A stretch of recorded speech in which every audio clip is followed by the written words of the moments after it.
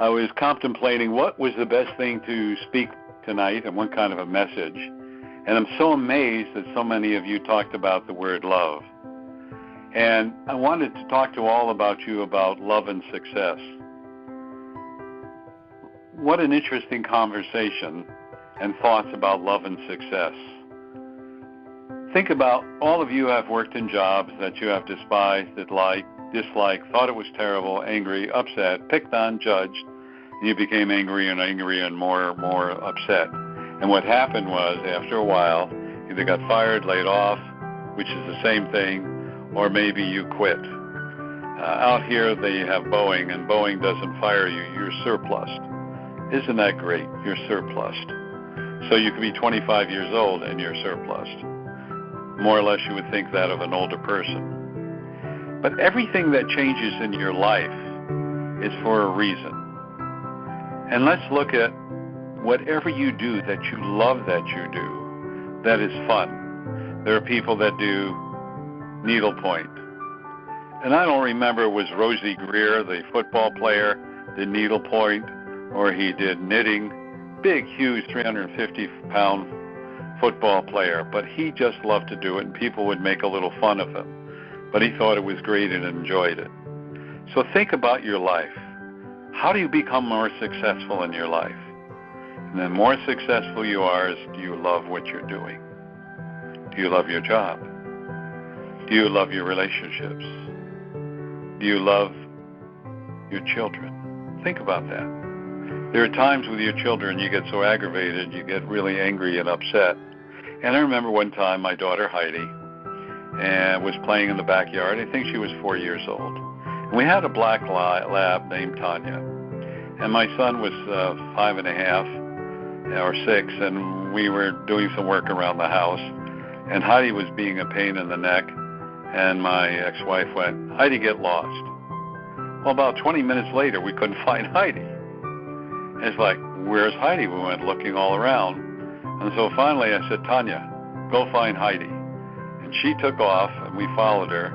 And there was Heidi playing in a sand pit, having a good time. And she listened to my ex-wife, "Go get lost." Well, thank God nothing happened.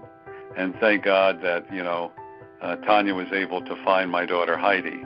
But we stopped to think, what are our words? Are our words loving? Do our words really resonate with those that are around us? And just think about what your anger and frustration is creating, not only in your job, but the disharmony. Illness is caused by disharmony. It's not caused by love. When your body is unbalanced, and you're insecure, and you're angry and upset, what are you producing? You're going from an alkaline body, oversimplification, to an acidic body, which then causes your body to begin to break down and attract illnesses in your life. You've often heard me say that nothing can exist that is negative in the energy of love. What do we need to be to become more loving? We have to think about things.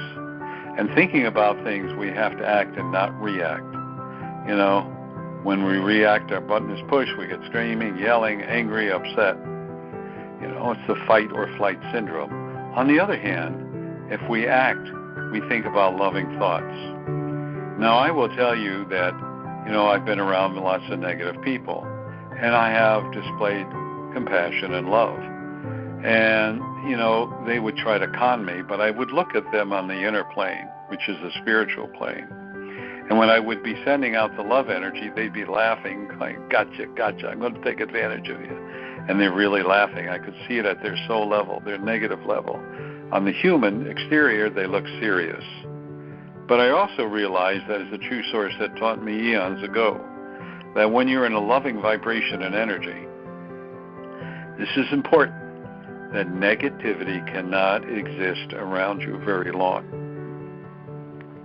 Isn't that interesting? Negativity cannot exist around you very long. And when we talk about possession, and I've run into people who have been possessed, but they're only partially possessed because whatever takes them over by their anger, they cannot live in that energy of love and they have to leave. So that's how powerful love is. But what are our choices in life? And our choices in life are, do we let people control us? More importantly, it's not people controlling us. It's situations and anger and fears and doubts that are controlling us. And why is it controlling us? Because we feel inadequate. But even more than feeling inadequate or second class or unworthy, what does that all mean? It means we don't love ourselves.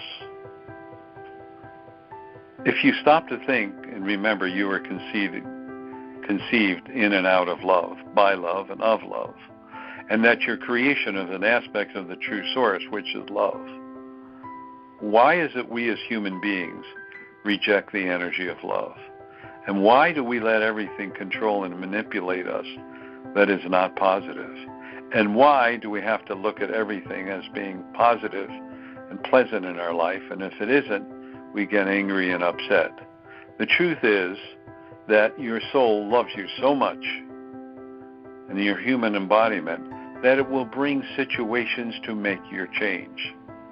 It'll bring adversity, anger, fears, doubts, insecurities, whatever it is. And it's time for you to lovingly look at it and say, oh, why is this in my life? What am I to learn from it? What am I to gain from it? What am I to do? And accept this, or do I need to say, this is an experience, something for me to grow and move on to empower me? How many people have you met? I have one client that's 73 or 74 years old. All I've been hearing from her for 15, 20 years, my mother's narcissistic, my mother, and she keeps losing jobs. And finally I said, when are you going to let go of this? Your mother is narcissistic. She taught you not to be that. She taught you to be loving and caring. Why are you giving in to that emotion continually? Why do you let it own you, control you? And I got because, and then she got angry with me. And the real reason? She doesn't love herself. She doesn't see her qualities and how bright and intelligent she is, and what a great healer she is. But I've not only seen that, but I've seen it in males, children, and whatever. And, what are we doing with our children today? My gosh. I remember I was at Costco the other day, and they were giving away some samples, and I thought that looked pretty cool. And this guy rushed up with 4 kids, and they grabbed all the samples, and they looked at me, just smiled, a smirk on his face. And I didn't say a word. I went, wow, what a lack of respect. What have you shown your children about respect, being around adults, and you can smirk at me and think it's funny? How are you enabling them to become an adult and really grow? And what are you teaching them to survive? I have so many parents that, come to me and they think they're really loving. And, I always tell them, look, you want to be your child's best friend. You can't be a parent and a best friend. Choose it. You want to be the best friend? You're going to end up with egg on your face. You're going to be the parent. They're going to say, I hate you. I wish you were dead. Then you're successful. Because what will happen is they will become responsible human beings. Responsible meaning they will take control of their life and take responsibility of their life. So we look around, and what do the psychiatrists and psychologists do? Oh, they're all victims. It's not their fault. The truth is, the big story is, we choose our life in a very loving way, because whatever karma we have, karma could be $1 trillion and be a multimillionaire, or to learn about self-worth and self-esteem.